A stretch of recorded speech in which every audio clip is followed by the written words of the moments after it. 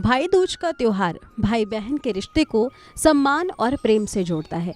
इस दिन बहनें अपने भाइयों की लंबी उम्र और समृद्धि की कामना करती हैं और भाई अपनी बहन की सुरक्षा और खुशहाली का वचन देते हैं।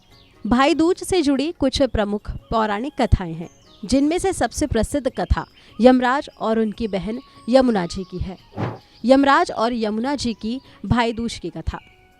कहानी के अनुसार यमराज जो मृत्यु के देवता हैं, उनकी बहन का नाम यमुना जी था।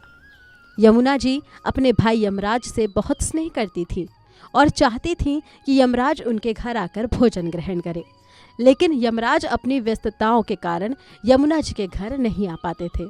एक दिन कार्तिक माह के शुक्ल पक्ष की तृतीया तिथि को यमुना जी ने अपने भाई यमराज को आमंत्रित किया और उनसे निवेदन किया कि वे उनके घर आएं और भोजन करें।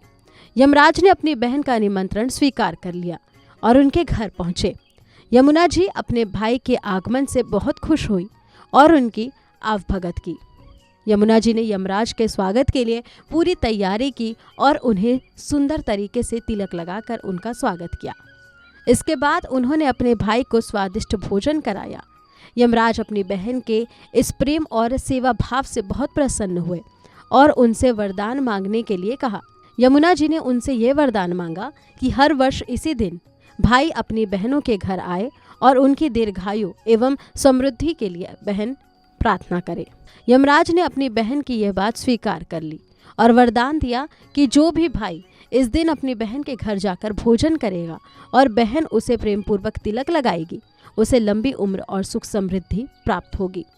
साथ ही यमराज ने यह भी आशीर्वाद दिया कि जो बहनें अपने भाई की रक्षा के लिए यह पूजा करेंगी, उसके भाई को कभी असमय मृत्यु का भय नहीं रहेगा। भगवान कृष्ण और सुभद्रा। एक अन्य कथा के अनुसार भगवान कृष्ण ने नरकासुर का वध करने के बाद अपनी बहन सुभद्रा से मिलने गए थे। सुभद्रा ने उन्हें तिलक लगाकर आरती उतारी और मिठाई खिलाई। इसके बदले में भगवान कृष्ण ने अपनी बहन को सुरक्षा और प्रेम का वचन दिया। इस घटना को भी भाई दूज से जोड़कर देखा जाता है और इसी प्रकार बहनें अपने भाइयों की लंबी उम्र के लिए इस दिन पूजा करती हैं।